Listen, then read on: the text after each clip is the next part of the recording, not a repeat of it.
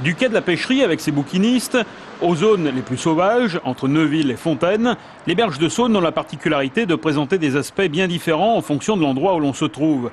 En quelque sorte, tout le contraire des berges du Rhône, dont l'opération avait essentiellement consisté à transformer un parking en zone de vie. Ici, le long de la rivière, les berges se feront parfois très discrètes. Quand vous serez devant, en bas du quai sur les subsistances, quand vous serez sur le parking maintenu dans ce mandat de Saint-Antoine, on va tâcher effectivement de mettre des estacades pour permettre un plus grand confort de cheminement piétonnier. Mais vous dire que sur les 50 km de part et d'autre, il y aura une continuité piétonne, ce serait mentir. Les travaux s'effectueront par séquence, sans doute sur plusieurs mandats, contrairement aux berges du Rhône.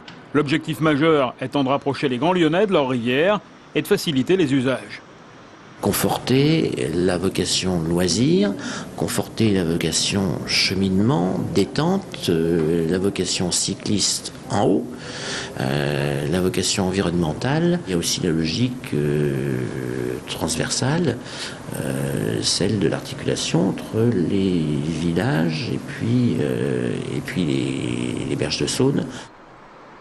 L'île Roi, entre Fontaine et Collonges, accessible seulement en bateau, doit devenir une île-école sur la thématique de l'environnement.